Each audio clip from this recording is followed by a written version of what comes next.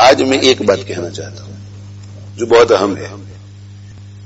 یہ جو ایک نوشن لوگوں کے ذہن میں آتا ہے کہ بھائی زکات کی رقم تو اس کے لیے ہے جس کے پاس گھر نہیں ہے لہذا اسے دو، طالب علم کو کیوں دے؟ زکات کی رقم اس کے لیے ہے جس کے پاس کپڑے نہیں ہے اسے دو، طالب علم کو کیوں دے؟ ایک ذہنیت بن رہی ہے یہ کہ زکات مدارس کو مت دو، زکات طلبہ کو مت دو. کیوں بھائی؟ اس لیے کہ زکات کی رقم تو غریبوں کے لیے، فقراء کے لیے ہے. تو یہ طلبہ جو مدرسے میں پڑھ رہے ہیں جن کے لیے مدرسے والے زکات لیتے ہیں تو کہ یہ مالدار لوگ ہیں؟ علماء کو یہ مسائل معلوم نہیں. یہ جو مدارس والے زکات لیتے ہیں اس کو ذرا سمجھیے آپ. ایک مدرسے کے اندر 100 طالب علم ہیں، 100 طالب علموں میں سے 75 طالب علم ایسے ہیں کہ جو غریب ہیں اور فقیر اور مسکین ہیں، اور 25 طالب علم ایسے ہیں جو مالدار ہیں. مالدار کا معنی زکات لینے کے قابل نہیں ہے. تو محتمم صاحب آپ سے جب چندہ لیتے ہیں تو وہ 100 کے لیے نہیں لیتے، وہ 75 کے لیے لیتے ہیں.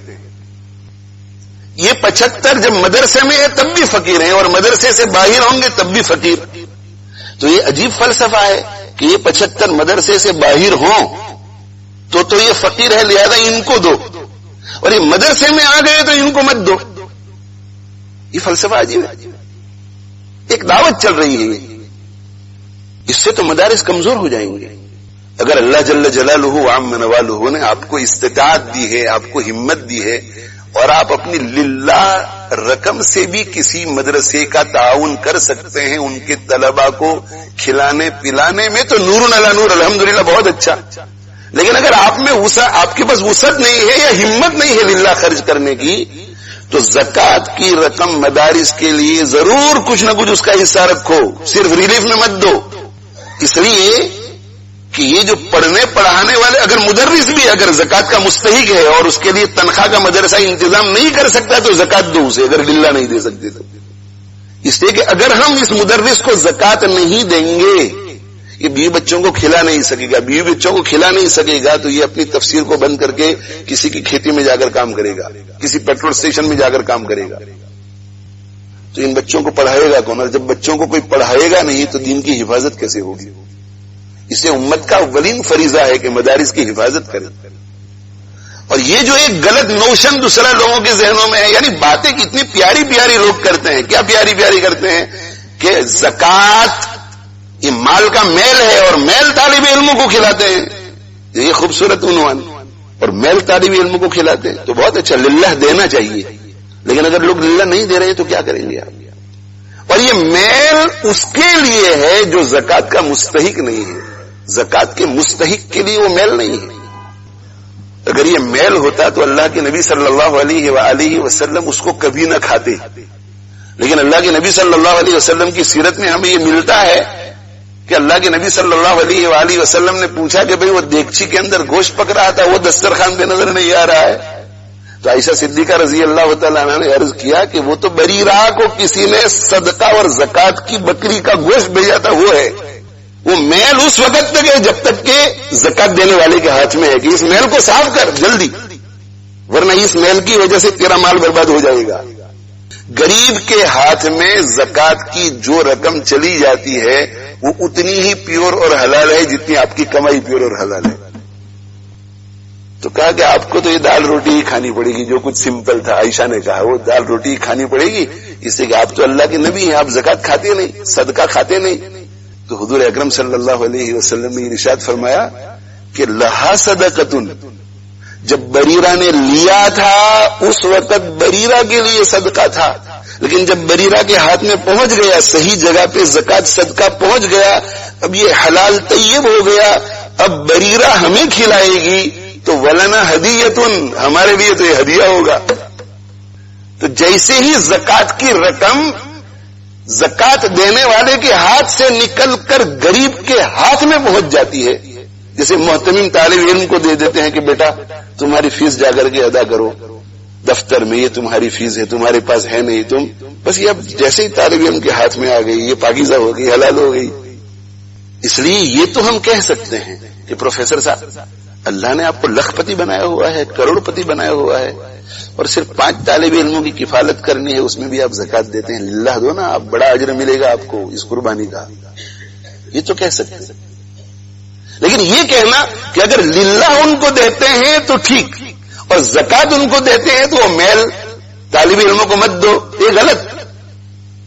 اس لیے مدارس کو للہ بھی دو تاکہ تعمیرات میں بھی وہ خرچ کر سکے, اپنی دوسری ضرورتوں میں خرچ کر سکے, تنخواہ دینے میں خرچ کر سکے, اور للہ زیادہ نہ دے سکے. زکات بھی دو تاکہ غریب اور فقیر طلبہ جو وہاں پڑھ رہے ہیں اور جو زکات کے مستحق ہیں ان کے کھانے پینے وغیرہ میں اس کو استعمال کیا جا سکے. اس لیے یہ نوشن جو ہے یہ غلط ہے. کیا غلط نوشن ہے کہ میل ہے, میل مت دو, مدرسوں کو مت دو میل. ارے بھائی, اس میل سے روکنے سے پہلے مدرسوں کے لیے دوسرا کوئی اچھا انتظام بھی تو کرو. مدرسے والے کہاں سے پھر اپنے طلبہ کی ضرورتیں پوری کریں گے؟ انڈیا پاکستان میں ایسے مدارس ہیں کہ جہاں 100% غریب لوگ پڑھتے ہیں, اور ان غریبوں کا ہم سب پر, غریبوں پر بھی اور مالداروں پر بھی اور اسٹیٹس والوں پر بھی بہت بڑا احسان ہے کہ غریب طبقہ اللہ کے نبی صلی اللہ علیہ وسلم کے دور سے آج تک زکات کی روٹیاں کھا کھا کر دین کی حفاظت کر کے ہم تک پہنچا چکی ہے. اگر یہ غریب طبقہ زکات کی روٹیاں کھا کر یہ کام نہ کرتی تو میرے بھائیو آج ہم اور آپ قرآن بھی نہ پڑھ سکتے.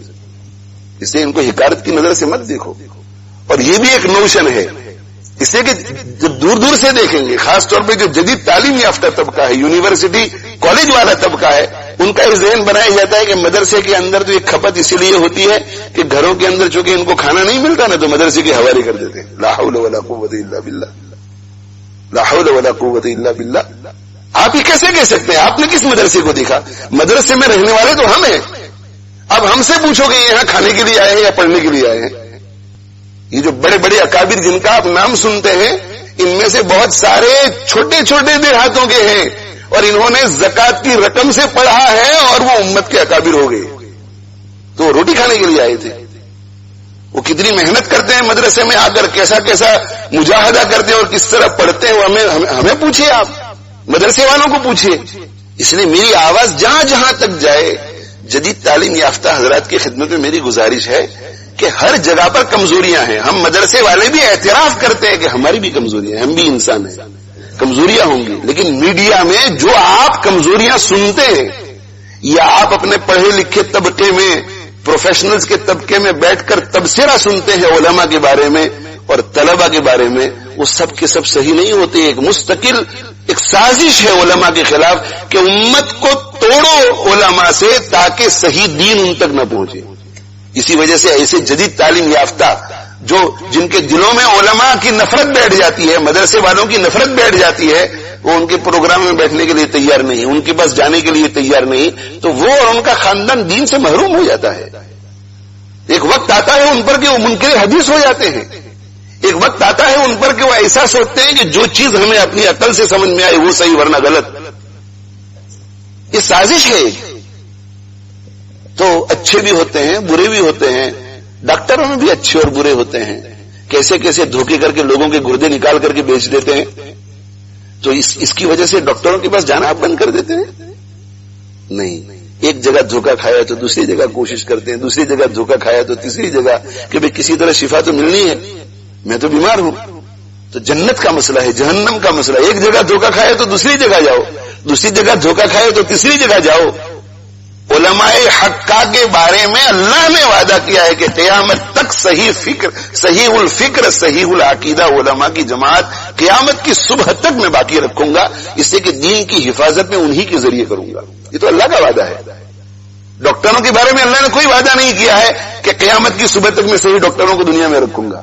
رہیں گے انشاءاللہ, وہ بھی اللہ رحم کرتے ہیں ہمارے اوپر, لیکن وعدہ کہیں نہیں ہے. علماء کے بارے میں وعدہ ہے کہ صحیح الفکر علماء, جن کو دنیا کی رغبت نہیں, وہ مخلوق کی فکر کرتے ہیں, وہ دوسروں سے کچھ لینے کے بجائے خود کے پاس جو ہے وہ دینے کا جذبہ رکھتے ہیں.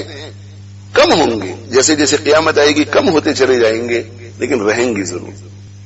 میڈیا میں, سوشل میڈیا پر کوئی ایک آدھ واقعہ آ جاتا ہے کسی عالم کا, کسی مفتی صاحب کا, تو سب سے پہلی بات ہے کہ تحقیق کرو کہ صحیح ہے یا نہیں, اور اگر صحیح ثابت ہو جائے تو وہ اتنا ہی مجرم ہے جتنا ایک عام آدمی, بس کے بلکہ اس سے بڑا مجرم ہے وہ. اگر کوئی مفتی کوئی عالم کسی غلط بات میں اس کا جرم ثابت ہو جائے اس کے لیے وہی سزا ہونی چاہیے جو ہر ایک کے لیے ہونی چاہیے. علماء کبھی اس کو ڈیفینڈ نہیں کرتے. مجرم ہے, اچھا ہے, برا ہے. مگر ایک آدمی کی وجہ سے آپ یہ کہہ دیں کہ مدارس میں ایسا ہوتا ہے, مدارس میں ایسا ہوتا ہے, مدارس میں ایسا ہوتا ہے. میرے بھائیو, انہی مدارس سے حضرت تھانوی پیدا ہوئے ہیں, انہی مدارس سے حضرت مدنی پیدا ہوئے ہیں, انہی مدارس سے حضرت گنگوہی پیدا ہوئے ہیں, انہی مدارس سے حضرت مولانا الیاس صاحب پیدا ہوئے ہیں, انہی مدارس سے حضرت مفتی شفیع صاحب پیدا ہوئے ہیں, انہی مدارس سے مفتی تقی صاحب پیدا ہوئے ہیں, انہی مدارس سے مفتی رفیع صاحب پیدا ہوئے ہیں, انہی مدارس سے مولانا یوسف لدھیانوی پیدا ہوئے ہیں, انہی مدارس سے مولانا قاسم نانوتوی پیدا ہوئے ہیں, انہی مدارس سے شیخ ابو الحسن علی ندوی ملے ہیں.